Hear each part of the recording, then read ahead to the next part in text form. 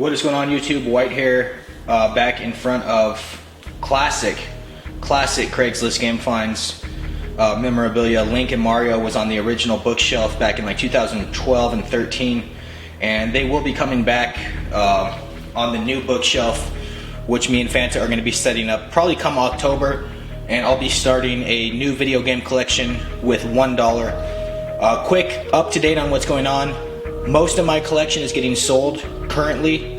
A lot of it, like loose cart, Super Nintendo games, will be going to Fanta's bookshelves. Anything that's space friendly, I should say, which unfortunately is not complete in box games.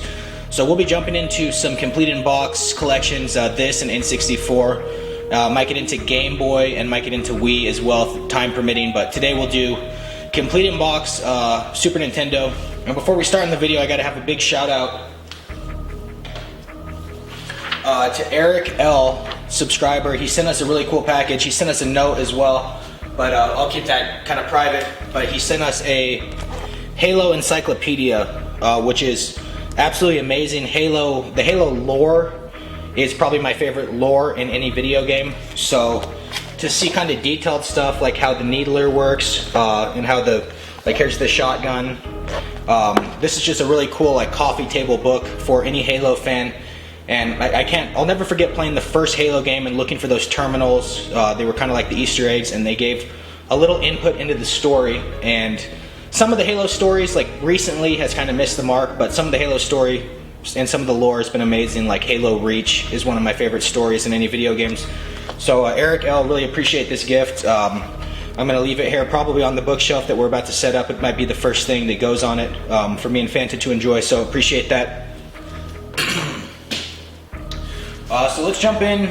Once again, values. Values are what I would expect to sell the item for based off condition and based off sold listings. I don't go off any price charting websites. I don't really believe in that stuff. I sell things for what I want, and I get things for what I want. I sold that GameCube collection almost in its entirety in about 5 days, and I'm over $1,000. I have about 10 games left in it, so I should get close to my mark of $1,300 that I said I would get it for. Complete in box games are much more difficult to list though, because one might sell for $30 and then the next day one might sell for $80. But I'll tell you what I basically would assume to get. Jumping into the first complete in box game, Yoshi's Island. Colorful, fun, the game and instruction booklet included, but the insert is not. But a really nice condition box. I actually got this at a yard sale. It had sat out the entire day. I got it at like 1 p.m. It had sat out the whole day unsold, along with another game I'll get to later. But definitely a classic Super Nintendo game. Another yard sale item. I believe we got this for $5. As you can see on the price tag, is still on there. Toys. And this is right when we started garage sale hunting, and I thought Super Nintendo games complete in box were going to be much more common. I could not have been more wrong.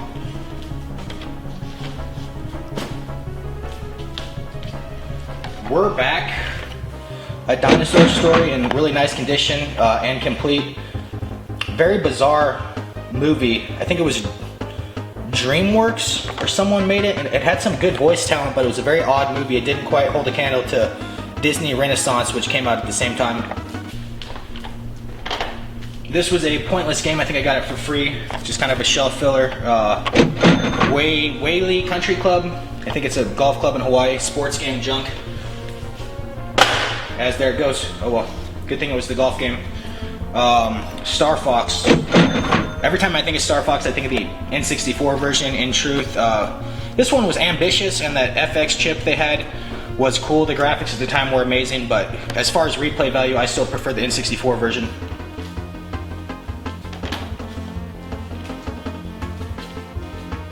A cartoon that just simply wouldn't survive in today's day and age. Ren and Stimpy, Vidiots. Actually, have never played the game in truth, but I've had this for a long time. Me and Fanta got it at a yard sale with a bunch of other stuff for like $20. One of the better finds in the channel history. Secret of Evermore, a fun RPG. Have not played it as much as like Secret of Mana, for example, but kind of the same concept, top down, kind of like a Legend of Zelda.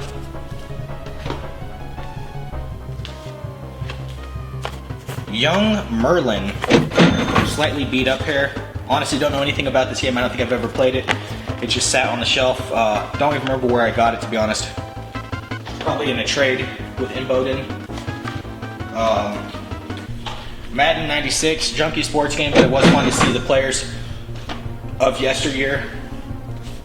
Here's the other game I got it really late at that garage sale, Spanky's Quest. Very bizarre, very odd.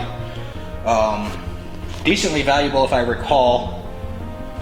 Kind of rare, and it came with Yoshi's Island. I think I got both of them and a Super Nintendo for $20. So that just tells you how 2012, 2013 were compared to now.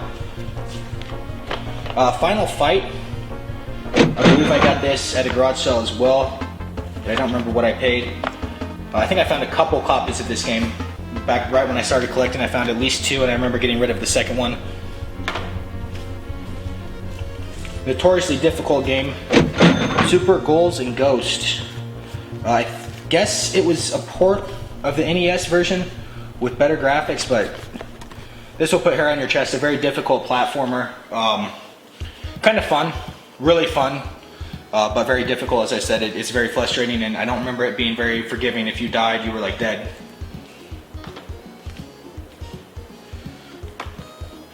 Street Fighter 2. I believe I remember playing this as a kid with the little like joystick controller. This is awesome condition. It's funny, most of this collection I don't remember where I got. I can remember most of my like GameCube collection exactly where I bought the games. For my new collection, I'm probably going to write a little sticky note and put it in every game exactly where I got it and what I paid for and what date I got it on. Going in reverse order here, Donkey Kong Country 3. Probably played this one the least out of all 3, but always valuable, always fun platformers, and some of the best graphics I think in the Super Nintendo's history. Donkey Kong Country 2, Diddy Kong's Quest. I played this one a lot. I love the kind of the pirate. It was a lot more piratey, and I absolutely love that lore, I suppose, that environment, and especially that music. And then the original, the GOAT, Donkey Kong Country 1. A little bit faded, looks a little bit faded, but other than that, the box is in like fantastic condition, and just the graphics still today impress me. If I play this on like a game GBA or plug in the original Super Nintendo, watching Fanta's generation try to play it is hysterical. I remember they used to try to play it. Super Play Action Football. Too bad it's a great condition box because it's kind of a worthless game. Simply the GOAT out of all Super Nintendo. Super Metroid.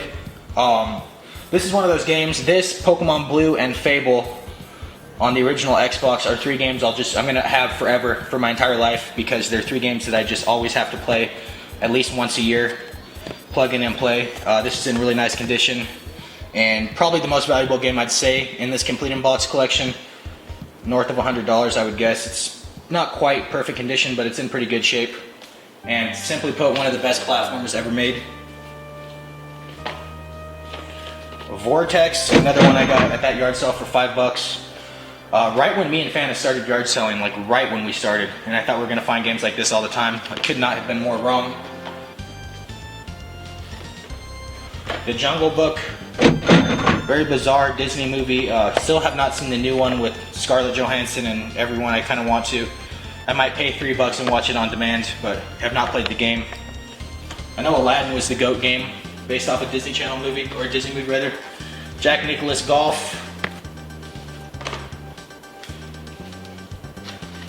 Kind of the most annoying box ever. RoboCop vs. Terminator. It comes in this like hard plastic, which on its own is cool because people did not throw this box out. That's one of the reasons that everyone has Sega boxes and not Nintendo boxes, because people threw out the cardboard boxes, but they kept the hard plastic boxes. So it doesn't fit though. That's why I don't like it. It doesn't really fit with the other games. It doesn't stack well or anything. Metal Combat, Falcon's Revenge, in nice shape. Really like that cover art a lot, but I don't know much about the game. Looks like a 2D flight, top-down shooter, like a plane simulator game. Probably the worst condition game in the collection, Alfred Chicken. Just clinging together, clinging to life. I don't know what, if this was a Cartoon Network series, I don't know what it was based off of. Let me know in the comment section.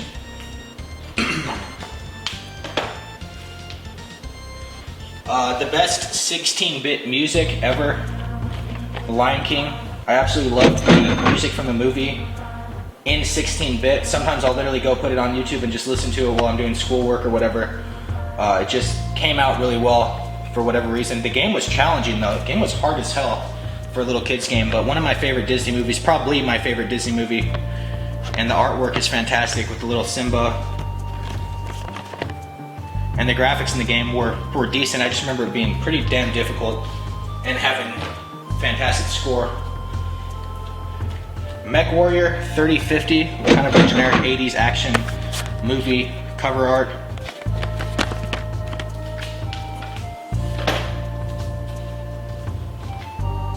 The Magic Quest starring Mickey Mouse. I remember playing one of these games on Sega Genesis, or not Sega Genesis, Sega Game Gear a lot as a kid. And I don't know if this is the same game or not, but Disney, I don't know what they were trying to do with these with these games back in the day, but pretty cool cover art, fun collectible item because Disney will always be relevant even as Nintendo and stuff fades.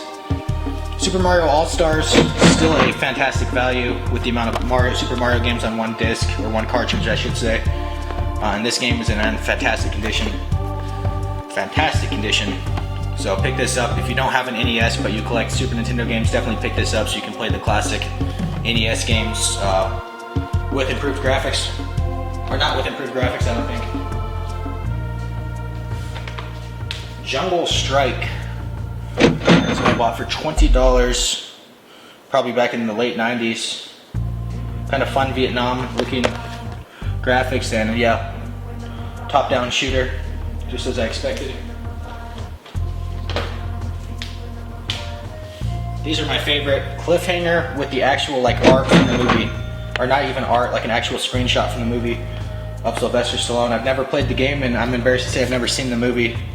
Probably just epic 80s cheese schlock, but that art is just too hysterical that they just use an actual screenshot from the movie. Epic rare retro factory sealed Vegas stakes, probably the most common factory sealed game on earth. I see this factory sealed all the time at like the swap meets. These gambling games, I mean, I just don't know why you'd ever play it. The fun of gambling is gambling. So I would never play blackjack without actually having money on the line. Super Bases Loaded 2, again, really nice condition, wasted on a sports game. Another factory sealed game, Scooby-Doo Mystery. And Scooby-Doo was one of my favorite cartoons in the 90s. I remember legitimately getting like spooked out by stuff from that show. So, I don't know. It's funny how it kind of died in the 2000s. They had that crappy live action movie that no one watched. Partially sealed NBA Jam Tournament Edition, and it's not factory. I mean, it is factory sealed, but it's like come open here, so might as well open it. The GOAT 2-player NBA game, and that was really, in my opinion, like the height of the NBA, the mid 90s, when the Chicago Bulls were winning over and over again. Space Jam came out. Super Mario Kart Player's Choice. I'm embarrassed to say I kind of forgot that they had Player's Choice back in the day. So this is obviously a second series of this game, if you will. It wasn't the first group that came out. But fantastic condition and complete. One of the more valuable games of the collection for sure. I prefer Mario Kart. The only Mario Kart I ever play, to be totally honest with you guys, is 64.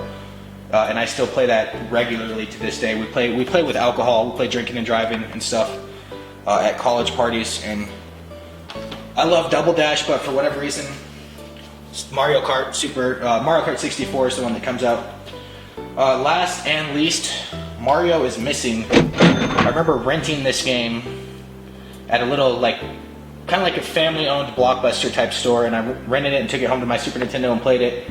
And was cripplingly disappointed. I think I played it for about 20 minutes, and that was the end. So having it complete in box is fun, though. It is kind of a fun collector's piece after AVGN did his whole review on it back in the day that made it kind of famous.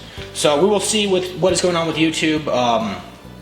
Obviously, this has been an absolute clusterfuck the last 6 months with YouTube, dropping thousands of subscribers, censoring everything.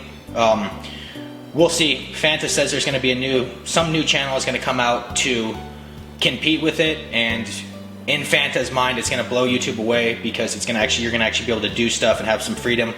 We'll see what happens. Until then, we'll keep making YouTube videos. As I said, come October, I'm starting a new game collection with $1 bill, $1 US dollar, and I'm going to use my kind of resell skills and I guess knowledge. We're still not smart with retro video games really, but I definitely consider myself really good at eBay. So I think I can turn $1 into a massive video game collection if I'm smart enough, and I'm going to take you guys along for the ride with that series. I think it'll be fun, and to me it's going to make game hunting exciting again, because right now to be honest, it's not exciting. We go out a lot, and really the reason we go out is because of you guys, the subscribers, sending us gifts, and you guys have kind of been with us, a lot of you, since the beginning, and you guys kind of have carried us through some of the hard spots with the channel, particularly when we were new and we were kind of pricks at the yard sales. A lot of people lectured us. I thought everyone was just being butthurt, but then as I got a little older, I was like, yeah, they're kind of right. We were kind of douchebags. So appreciate you guys being around for us, and we are going yard selling every weekend again, but we are at a deadlock with finding anything. I'll be back with a N64 complete in box video, and hopefully a yard sale game hunting video before October. If not, we will definitely have some in October, because that's the best month of the year. Thank you guys for watching. We're out. Leave a thumbs up if you enjoyed the video. Be back soon. Later.